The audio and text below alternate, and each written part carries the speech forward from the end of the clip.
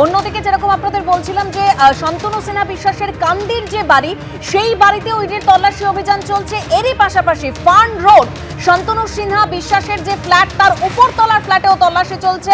রয়েড স্ট্রিটের একটি হোটেলেও তল্লাশি অভিযান চলছে। দুই প্রতিনিধি আমার সঙ্গে এই মুহূর্তে রয়েছেন, একদিকে প্রকাশ সিনহা, অন্যদিকে অরিত্রিক ভট্টাচার্য রয়েছেন। তবে শুরুতেই আমি একটু রাজীবের কাছে চলে যাব। রাজীব, এই যে শান্তনু সিনহা বিশ্বাসের যে কান্দির বাড়ি, যেখানে ইডির তল্লাশি অভিযান চলছে, এখনো পর্যন্ত কি তথ্য পাচ্ছ, কি আপডেট?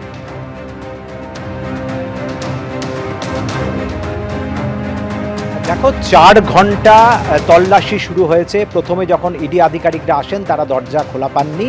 তারপরে এই মুহূর্তে আমরা দাঁড়িয়ে রয়েছি শান্তনু সিনহা বিশ্বাসের সেই বাড়িতে, যে বাড়িতে বাড়ির ছাদে। একটু আমার ক্যামেরা পার্সন শুভরাজকে দেখানোর জন্য বলবো যে বাড়ির ছাদটা ঠিক কেমন শান্তনু সিনহা বিশ্বাসের। এই শান্তনু সিনহা বিশ্বাসের বাড়িতে এই যে ছাদ রয়েছে এবং সামনে থরে থরে যে ইডির যে সমস্ত গাড়ি রয়েছে সেগুলো সামনে রয়েছে। এই মুহূর্তে আমরা যেটা ইডি সূত্রে জানতে পাচ্ছি যে শান্তনু সিনহা বিশ্বাসের যে ইডি রেড চলছে, সেখানে পার্শ্ববর্তী আন্দুলিয়া গ্রাম পঞ্চায়েতের প্রধান মামনি রাজবংশী এবং তার স্বামী জগন্নাথ রাজবংশী তারাও রয়েছেন এবং তাদেরকে সাক্ষী রেখে একের পর এক ঘর ভাঙা হচ্ছে এবং সেখান থেকে সমস্ত তথ্য সংগ্রহ করা হচ্ছে। এবং তোমাকে আমি দেখানোর চেষ্টা করব এই যে বাড়িটার উপর থেকে একেবারে বাড়ির একেবারে যে সংস্কারের কাজ, সেই সংস্কারের কাজ কিন্তু এখনও চলছে এবং এই সংস্কারের কাজ প্রায় 1.5-2 বছর ধরে চলছে এবং কার্যত এটা পরিত্যক্ত একটা বাড়ি ছিল। সেই পরিত্যক্ত বাড়িকে তারা একবারে সুন্দর করে তারা সাজিয়ে তুলেছেন। এটা হচ্ছে ছাদের দৃশ্য এবং ছাদে একাধিক যে শীততাপ নিয়ন্ত্রিত যন্ত্র লাগানো হয়েছে। আমরা 3 তলার ছাদে আমরা রয়েছি এবং এখানে তোমাকে দেখানোর চেষ্টা করব যে বাড়ির সামনের দিকে রয়েছে এবং এই যে বাড়ির একবার পিছনটাই তোমার দেখানোর চেষ্টা করব। সেখানে মন্দির নির্মাণ করা হয়েছে, একাধিক মন্দির, যেখানে মন্দির রয়েছে পরপর 2খানা মন্দির। সেই 2টো মন্দির কিন্তু নির্মাণ কাজ এখনও চলছে। ইডি আধিকারিকরা প্রত্যেকটি রুম তারা ভাঙছেন যেখানে তালাবন্ধি রয়েছে এবং এই যে মামনি রাজবংশী, যেটা আন্দুলিয়া গ্রাম পঞ্চায়েতের প্রধান, তাকে সাক্ষী রেখে তারা এখান থেকে তথ্য সংগ্রহ করছেন।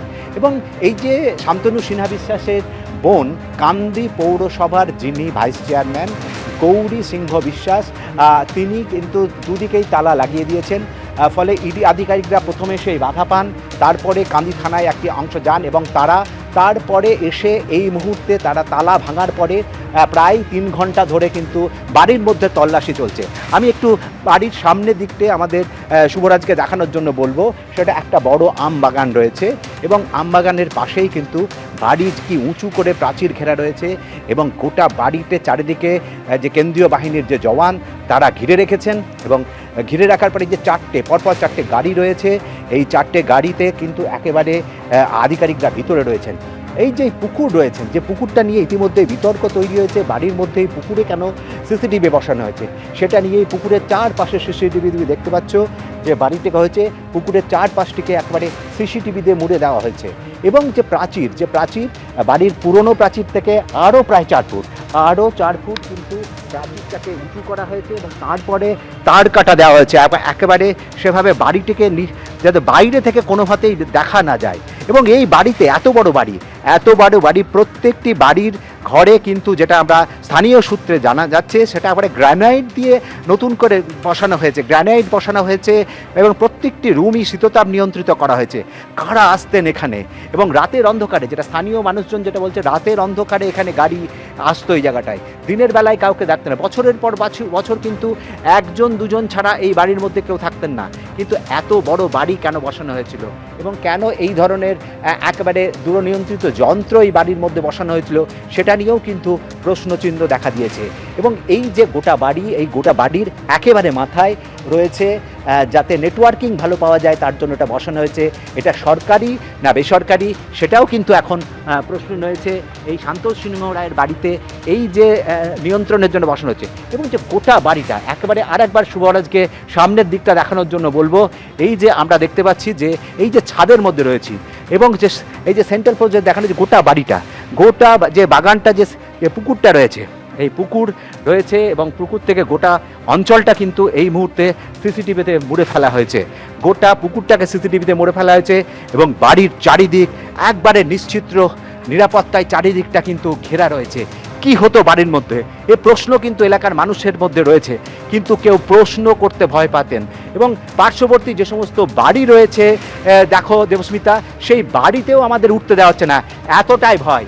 আমরা এই মুহূর্তে দাঁড়িয়ে রয়েছি শান্তনু সিংহ রায়ের যে বাড়ির ছাদ, তিনতলার বাড়ির ছাদ, সেই তিনতলার বাড়ির ছাদ থেকে একটু দেখানোর একদম চেষ্টা রাজীব, শান্তনু সিনহা বিশ্বাস তার এই প্রাসাদের মতো বাড়ি, একেবারে বাগান বাড়ি, যেখানে ইতিমধ্যে ইডির আধিকারিকরা তল্লাশি অভিযান চালাচ্ছে। ঘরে তারা ভেঙে ঘরে ঢোকে ইডি আধিকারিকরা। রক্ষা কবচ দিয়েও অভিষেক বন্দ্যোপাধ্যায়ের মামলায় কড়া মন্তব্য করল হাইকোর্ট। বৃহস্পতিবার বিচারপতি সৌগত ভট্টাচার্য বলেন, একজন সর্বভারতীয় দলের সাধারণ সম্পাদক যদি এই ধরনের মন্তব্য করেন তাহলে চিন্তা করে দেখুন ভোটের ফল অন্যরকম হলে কি হতো। এরপরই তাঁকে পুলিশের কাছে সশরীরে হাজিরার নির্দেশ দেয় আদালত। সর্বভারতীয় দলের সাধারণ সম্পাদক যদি এই ধরনের মন্তব্য করেন তাহলে চিন্তা করে দেখুন ভোটের ফল অন্যরকম হলে কি হতো।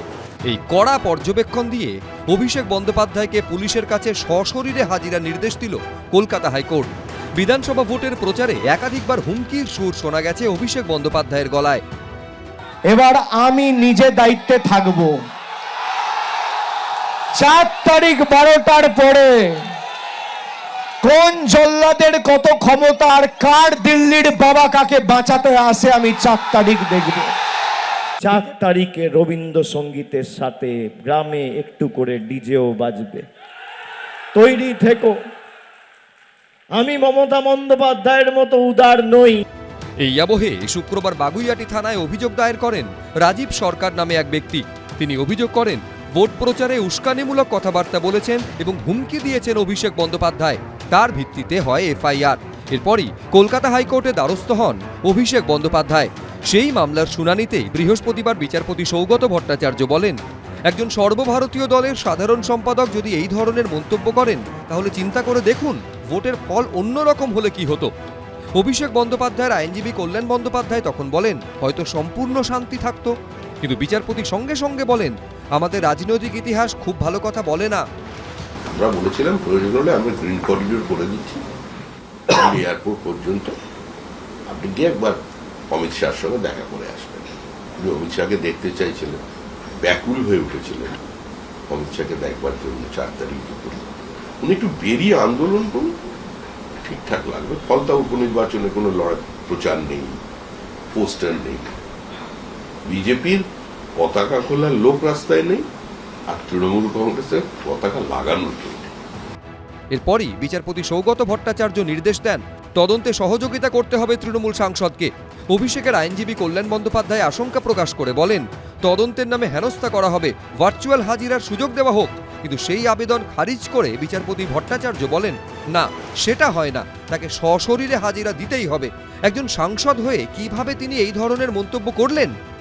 আমরা কোর্টের থেকে প্রোটেকশন চেয়েছিলাম, কারণ আমাদের এটা মনে হচ্ছে এটা রাজনৈতিক উদ্দেশ্য প্রণীতভাবে এই কমপ্লেনটা করা হয়েছে এবং কোর্ট ওনাকে প্রোটেকশন দিয়েছে যে ওনার এগেনস্টে কোনো কোয়ার্সিভ অ্যাকশন নেওয়া যাবে না, অ্যারেস্ট করা যাবে না। আর ইনভেস্টিগেশন যেমন চলবে, ওনার যা যা পুলিশের যা ওনার থেকে জানার থাকবে সেটা পুলিশ জানতে পারে, কিন্তু নোটিশ দিলে 48 আওয়ার্সে 48 ঘন্টার নোটিশ ওনাকে দিতে হবে এবং তারপরে উনি কি কমপ্লাই করবেন। কলকাতা হাইকোর্ট নির্দেশ দিয়েছে আদালতের নির্দেশ ছাড়া অভিষেক বন্দ্যোপাধ্যায়ের বিরুদ্ধে কড়া পদক্ষেপ করবে না পুলিশ। 30শে জুলাই বা পরবর্তী নির্দেশ না দেওয়া পর্যন্ত বহাল থাকবে রক্ষা কবচ।